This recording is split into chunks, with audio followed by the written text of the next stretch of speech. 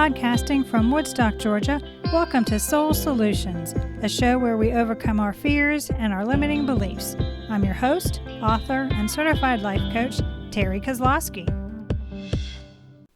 Hello, warriors. I wanted to inform you of an uplifting podcast called Intentional Optimist, Unconventional Leaders with Andrea Johnson, a certified life coach and DISC consultant.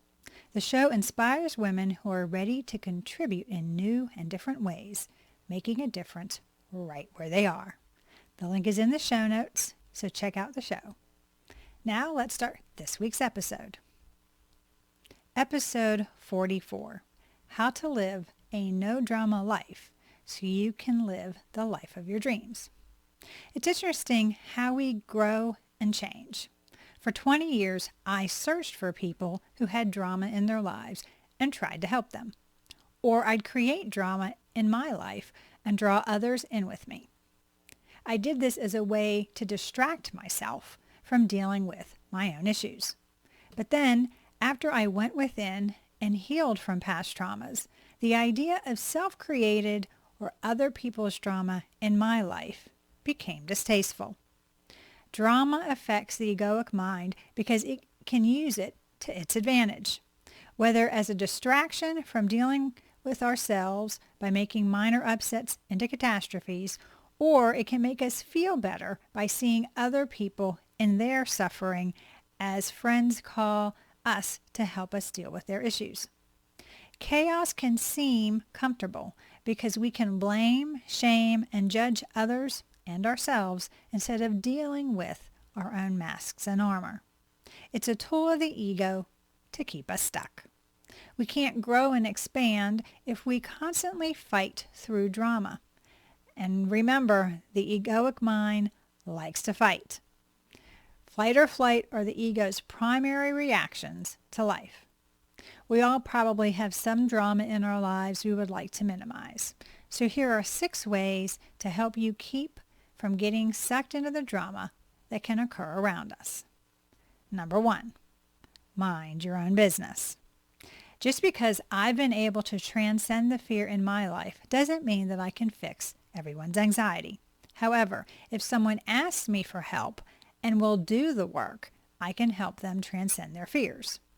But for me to give my opinion or advice without being asked is to invite drama into my life because I don't know where they are in the healing process.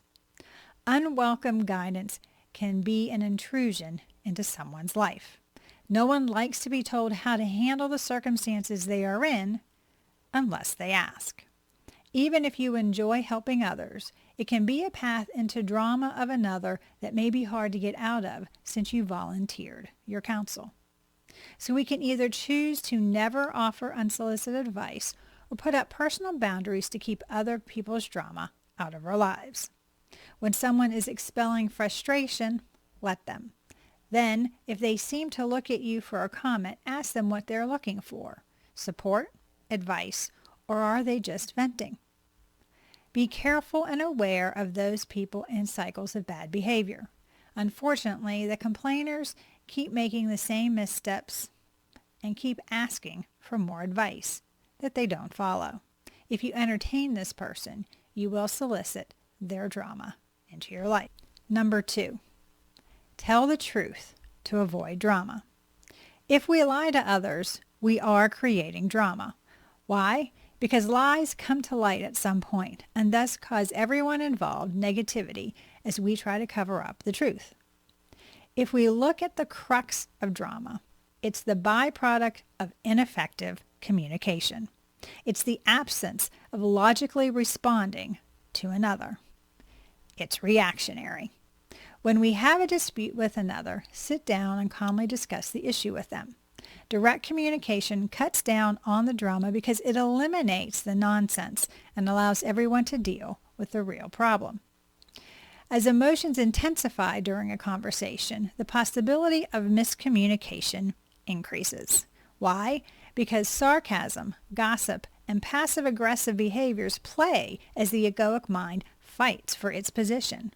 The egoic tool only serves to increase confusion and misleading information, which causes drama to thrive. Therefore, say it like it is, but with kindness. So be tactful. I use the sledgehammer of truth on others, which only caused them to dig in their heels, and resolutions rarely occurred. But when I learned tactfulness, I was still honest, but in a way that others could hear and solve the issues. A frank, factual, and calm discussion helps all involved. Finally, listen without reacting emotionally. So many times, drama comes from an overreaction to a comment, which leads to misunderstanding or confusion. Instead, be courageous and learn to listen, intending to understand. Number 3, are you creating the drama in your life? If drama occurs in many areas of your life, consider that you may be causing the upset. Or you could feed it with your emotions. Remember that the egoic mind does things it gets rewarded for doing. So look inwards to see what you are gaining by having drama in your life. Are you getting the attention you desire by creating an issue others have to deal with? Do you like when others share their problems with you so you can feel better about your? Are there generational patterns that cause you to feel drama is a normal part of life? Or do you feel bored without the drama in your life? We can add adventure into our lives without drama by exploring new interests and self-improvement. And when our time is being consumed by things we enjoy, we don't need or want the drama. For me, most of the drama in my life occurred in my head, and then I would isolate myself from others, which intensified my fears. So a simple solution for me to alter this pattern was to change my perspective. I did this in 2 different ways. One was to go somewhere else physically.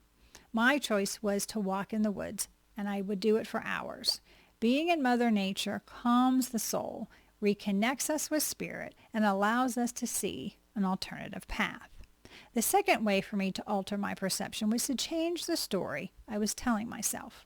This reframing exercise helped me see the good in the circumstances. The ability to see the lesson allowed me to understand that I was growing from the situation, and the continued suffering was only in my thoughts, which I could stop. Number 4, stop gossiping and making assumptions. Talking about other people who aren't present for the conversation is gossip, especially when information cannot be confirmed. And if you speak about others, then you're gossiping, and so is the listener. Rumors aren't about truth. It's about tearing down others to make us feel better. Just like the tin can phone, what is heard further down the line is far from being the truth. And each person who takes part adds their own twist or emotions to the hearsay. This chatter breeds drama for all parties involved, even if you only listen. So skip the grapevine and go directly to the person you want information from, or just don't take part. Instead, make no assumptions about others. When we try to determine why anyone did or said something without asking them directly, we've stirred up drama. Why? Because we have no way of knowing another person's thoughts unless we ask them. And if we do assume, let's choose to embrace the positive instead of the negative. For example, if we think cynically, we feel hurt and want to strike out at others. But suppose we consciously choose to assume a positive outlook. In that case, we can feel better about the circumstances and the other person and decrease any drama. Number 5, be compassionate to ease drama. We all have problems in our lives, and we all need to vent. But drama occurs if we react from fear instead of responding from a place of love. So if someone is venting, allow them the freedom to do so without commenting, unless they ask. This courtesy is an act of compassion to allow them to expel their emotions, as it is a temporary situation. Suppose, however, we react to their expressing their feelings. In that case, we get drawn into the other person's drama, or worse, we create drama from the circumstances that were just a release of their pent-up emotions. Reacting with negativity only escalates the situation. Our ability to accept others just as they are is essential to build our compassion muscles. For us to transcend our fear-based egos, we need to open our hearts. This opening act allows the soul to speak to us and show us the commonalities we have with others, even those we think are our enemies. It's simple as being kind to all we meet. Choose to rise above the negative episodes by being compassionate and understanding. Don't get in the last word. Just let it go and drama wanes. Number 6, examine your relationships. Are the people you spend time with mired in drama? When I was in the biker gang, there was a lovely lady who was caught in drama. She wasn't a negative Nelly, but undoubtedly a drama queen. The more time I spent with her, the more she tried to pull me into the dramas of her life. I didn't want to stop taking part. Still, I had to diminish the possibilities of being drawn into whatever the current drama was in her life. Who are you spending time with? Do you have more positive people in your life, or are they causing more drama? Are they uplifting or complainers? Do they make you feel good, or do they drain you? It's impossible to remove all the unhealthy relationships from our lives, especially if we are related to them. But you can consciously choose to spend time with people that are encouraging and drama-free. So find your tribe and give them your time.